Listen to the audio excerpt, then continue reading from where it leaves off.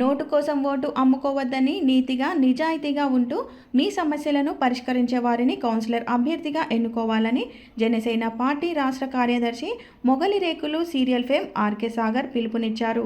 సూర్యాపేట జనసేన నాయకులు ఏవి రావు ఆధ్వర్యంలో శ్రీరామ్ నగర్ 32వ వార్డులో ఏర్పాటు చేసిన జనసేన కార్నర్ మీటింగ్లో ఆయన పాల్గొని మాట్లాడారు.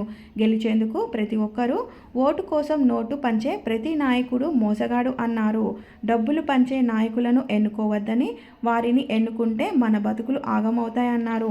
మీకు అందుబాటులో ఉంటూ మీకోసం పనిచేసే నాయకులను వార్డు కౌన్సిలర్గా గెలిపించాలన్నారు. మీకోసం పనిచేస్తే జనసేన కార్యకర్తలుగా ప్రతి వార్డుల్లో తమ అభ్యర్థులు పోటీలో ఉన్నారని, వారు మీకు ఎల్లవేళలా అందుబాటులో ఉంటూ సేవ చేసేందుకు సిద్ధంగా ఉన్నారన్నారు.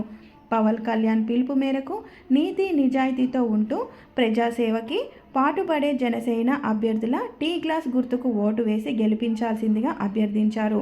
ఈ కార్యక్రమంలో జనసేన ఉమ్మడి నల్గొండ జిల్లా ఇన్ఛార్జ్ మేకల సతీష్ రెడ్డి, 32వ వార్డ్ అభ్యర్థి రత్నావత్ రవి, రాపాని శ్రీనివాస్, ధరావత్ ఝాన్సీ రవి, ఓరుగంటి జగదీశ్వరి, రామగిరి శివసాయి, అజయ్, నిమ్మతి కళ్యాణ్, చక్రవర్తి తదితరులు ఉన్నారు.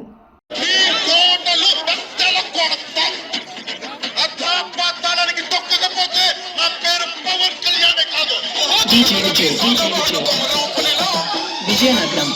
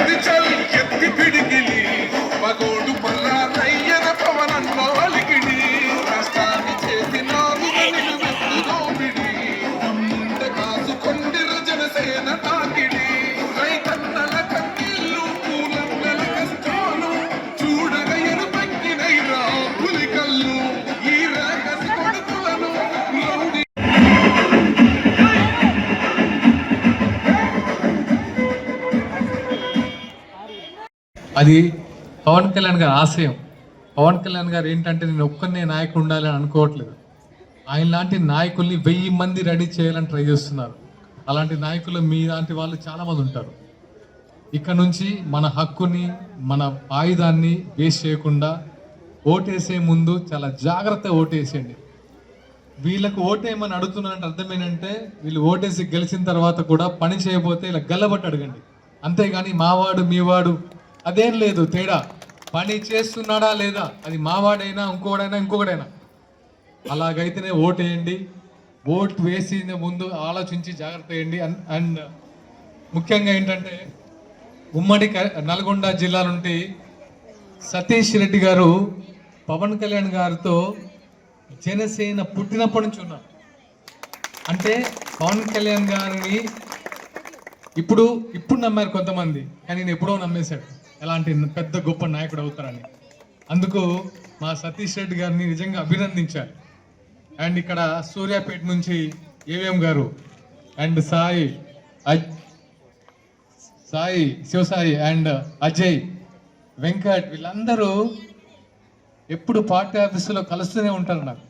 అంటే వాళ్ళకు ఎప్పుడు అవేర్నెస్ వచ్చింది, మేము కొత్త మార్పు తేవాలి, కొత్త ప్రభుత్వం తీసుకురావాలి, పాలన కొత్తగా ఉండాలని వీళ్ళు ఎప్పటి నుంచో మారారు. సో మార్పు ఇప్పటి నుంచే మొదలవుతుంది. ఇక్కడ ముఖ్యంగా యువకుడు రత్నావత్ రవిని ఎందుకు అడుగుతున్నానంటే చకచకా పరిగెడతారు. మీరు ఏ పని చెప్పండి చేయబోతురు అడగండి, నేను గ్యారెంటీ. ఎందుకంటే ఆయన చురుకుదనం తెలుస్తుంది. ఒక్కొక్కరు ఆయన లేచి రాసి కార్యక్రమాలంటే గంట పడుద్ది, మనోడు 5 నిమిషాల్లో ఉంటాడు. మీకు ఎలాంటి నాయకుడు కావాలా లేదా? అదే మన తమ్ముడు లాంటాడు, మనం సార్ అని పిలవాల్సిన అవసరం లేదు. తమ్ముడు ప్రాబ్లం ఉంది అంటే వచ్చేస్తాడు. మిగతా వాళ్ళకు సార్ అని దండం పెట్టాలి అవసరం మనకు? అది ఎవడు మనకు సారు? ఎవడు మనకు సార్ కాదు, మన తమ్ముళ్ళు ఉండాలి, మన అన్న ఉండాలి, మన చెల్లి ఉండాలి, మనం పాలించేవాడు సార్ కాదు. సార్లు నడవ ఇప్పుడు